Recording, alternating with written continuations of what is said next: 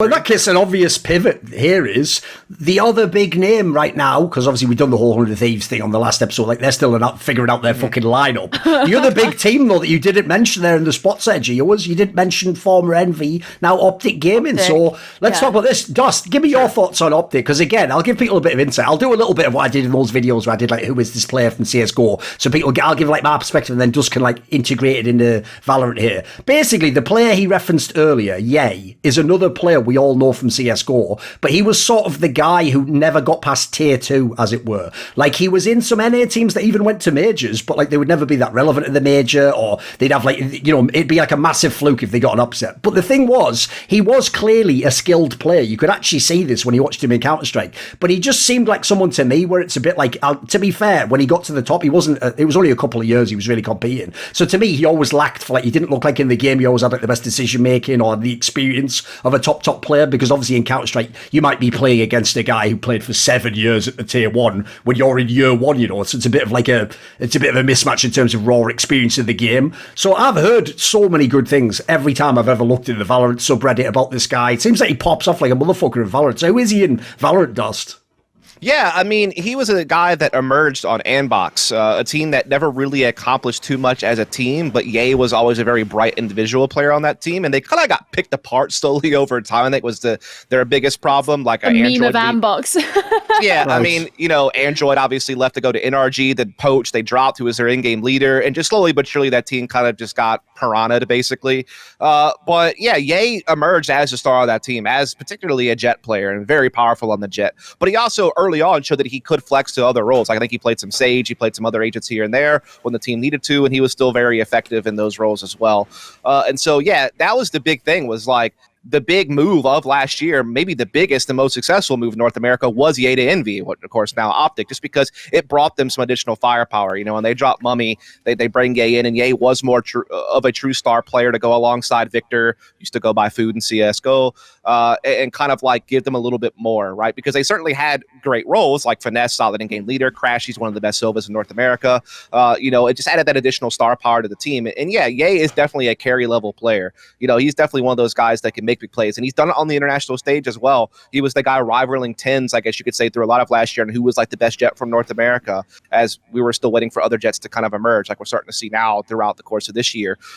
So yeah, I mean, Ye is very much a star player, and Optic, I think, is still very much a top 5 team in North America, hands down. There's no question about that. It's just, are they a top 2 team to make it to the international events? And that's really the tough one, because certainly Cloud9's the favorite to be number 1 in North America. They've done everything that they needed to do to prove that they are the best in North America. Even if they don't think that they are, I think that they are. I think if you had to do like a power ranking right now, you certainly would put them at the top. But I think Optic is right there on that bubble of that second spot, where it could be them, right, but it could also be version 1. It could also maybe be like Xset making like a crazy run, because they definitely had the talent to do it. There's a couple other teams out there that they have to kind of worry about that would then maybe deny them that spot. But certainly I like Optic a lot. I think that they have a very good like roster. Again, I think Crashies is fantastic in his role. I think Finesse does a pretty good job IGLing and flexing roles as he needs to. I think my biggest issue with them is Victor at times has had some struggles here and there.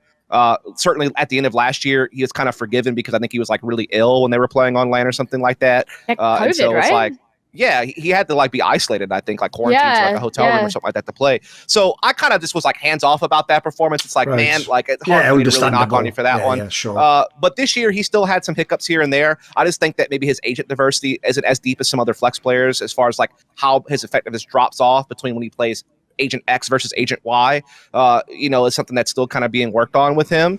But I think that they are still very much in the mix. Like, I would not be shocked at all to see Optic come out second or something instead of version 1 for this bracket run. Like, I by think the way, still very good. Gio, am I wrong in thinking? I'm sure you said something like when they were Envy, they were your favorite team, right?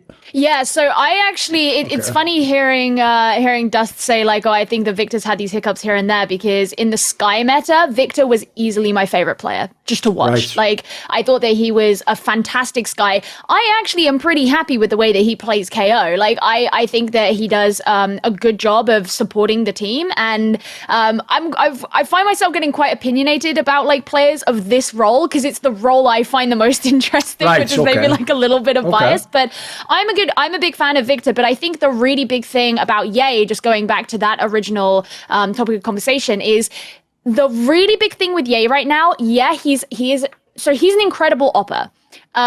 He's amazing with the operator, and that has made him a phenomenal chamber. Like because his ability of using like chamber's utility, the way he uses his teleports combined with opping has just been fantastic. I think that he has really shown how to like control a lot of space single-handedly, which is obviously in a game where you have so much utility, and there is kind of that mini game of like utility economy. I'm not talking about round by round economy. I'm talking about, can you force utility out of your opponent, and how much utility do you have to use to achieve a certain goal?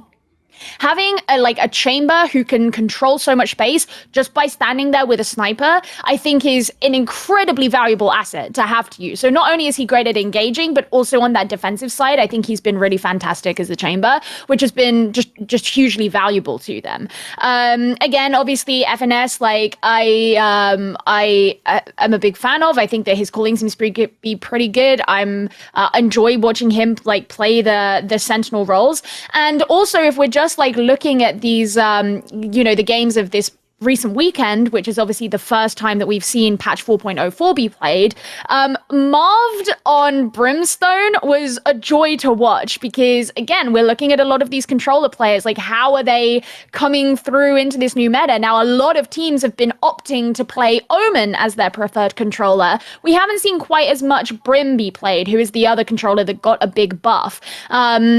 Marv is actually just you were talking about some of the roster swaps that happened last year. Marv is the newest player on this roster. He came in just before Masters 3. He's technically still on loan from FaZe Clan, I think, but I don't see him ever going back. And I actually remember there being some criticism about him prior to that, where people would say there was some like rumor or some like reputation of him not being a great teammate, but he had friends on the Envy roster. And so people were like, oh, maybe, like they'll get on better like in the server because they're already friends. And actually, I think Marv has been like an excellent addition to this team. And his, what he provides as a controller has been great. But seeing him play this Brim, and especially the way he's like used his orbital strikes to be able to get the better of Knights in a number of positions on Bind, which is a map where you would expect to see a Brim be played, I thought was a really good and promising, outcome for going into playoffs where we're going to be playing on this patch. My concern with Optic is that we have seen more open floors from them than we have from Cloud9. Cloud9 obviously being sort of on the other side of the group, or in the other group, sorry, kind of being the team that we look at as that, pinnacle, and like, who are we comparing everybody to? I think in the Optic V1 game is where we really saw some of those flaws come out from Optic, because V1 sort of thrashed them. Now, one thing we saw that was excellent from Optic was some real creativity. They brought the neon on Haven, which was incredibly exciting for everyone, and you could tell that they'd really planned some of these set plays. Version 1 just ended up being better at adapting against that, and I really think Zellsis did a great job of, in the middle of that game, actually helping to change the way that they were playing to sort of nullify a lot of the value that the neon brought. But then when you look over to a map like Icebox, for me, that was like the perfect example of when it goes bad for Optic. And the real thing that I noticed in that map was like, when it was going bad for Optic, it always came down to, we need Ye to clutch this round as our win condition. And I think if the worst showing of your team has such a clear, obvious, singular win condition that can be exploited by other teams that are potentially better than you, it's a very, very dangerous thing for other teams to know. Yeah, that neon game was hilarious, by the way, because at first it was working out because he was just sprinting past. Yeah, Victor's just sprinting past all the utility with neon, just completely breaking the A lobby control meta that we're used to on that map. But then the moment that he started getting countered, they didn't have that next level of like, okay, like he would just kind of run into a brick wall a couple of times with neon through utility, just get stunned and be dead, and then that was just giving advantages over. So yeah, the creativity was there, but I feel like they weren't ready for like the next step, like when their initial game plan didn't work, and so that was a little bit tough with neon. But yeah, generally I agree with most of all what you're saying. Like, I think that they're just a team to me that's proven, right? Like, see, a team like the Guard, I don't know if they're a flash in the pan or if they're going to persist. Whereas a team like, Optic and formerly Envy, of course, they've been doing it for a while. Same with Xset, same with Cloud9 ever since Vanity joined the team. Like, these teams have been a little bit more proven. They have that track record. They have that resume that you can really lay on. So I still think Optic's definitely a threat just because of how strong their players are. How good they have been in the past with their shot calling. They're very explosive. They can be super deadly in the fast-paced type rounds. In particular, Finesse has always kind of thrived playing that style of game, and they're very good at it. And I think one of the cool things we have seen this year is we have seen them add a little bit more complexity to some of their tactics. Like, it hasn't been as scrappy as it had been in the past. They just kind of play that up-tempo style. They can kind of bog it down and use their utility a little bit more in a refined way. And they've obviously had a lot of time together now with this team to kind of refine things and kind of get the team play on point. So again, I think Optic is still a very strong candidate to make it through this bracket. I just think it's one of those situations where I think Optic's just the victim of there's shinier objects out there to keep an eye on right now. Like V1 has been so impressive. The Guard has been super impressive. Cloud9 continues to look like the dominant team in the region. So it's just there's been other, I don't know if you call it like more fascinating, but there's just like more prevalent storylines right now in the scene that are being focused on. And so people kind of just like sleep on Optic a little bit almost because it's like, oh yeah, they're still like a top 5 team. Yeah, they've been like that for a while, but look at this team over here popping off. Right. So I do wonder if there's like a little bit of a victim to just like attention being focused on teams that just the eye test. Recency bias. Yeah, it's a bit of recency bias, but just generally speaking from the eye test, teams like Cloud9 and the Guard have looked more impressive. Yeah. Oh, okay. By the way, Gio, look, it might be a whole separate video, but give me a taste of what you would do. What's the nuance to how like a player like Victor plays that people aren't seeing? Just give me a taste of the rant.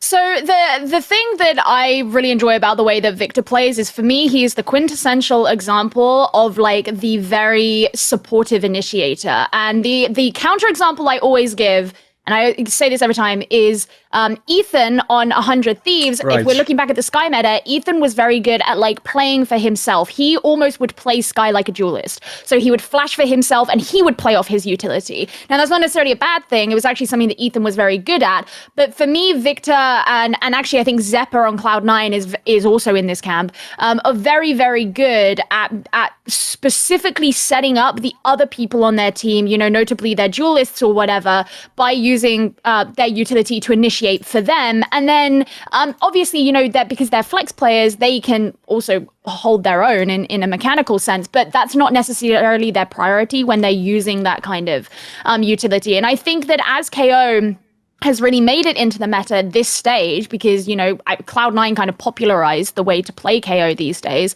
I think we're seeing, for me at least, in terms of how I'm sort of rating my KOs or whether I like the way a team is playing KO, it is how much do they fit into that camp? Like, how well do they divvy out their utility? How well spread is it throughout throughout the use in a round, and how much are their teammates getting value off the back of it? So, for example, a KO or a KO player in NA that I've had some criticism for has been Marder, because I think that Marder tries too much, and this is on Luminosity, I think Marder tries too much to play individualistically, and I personally don't like that way of trying to play KO, because I think you get the most out of his utility by doing it in the way that I see people like Victor and Zeppa playing.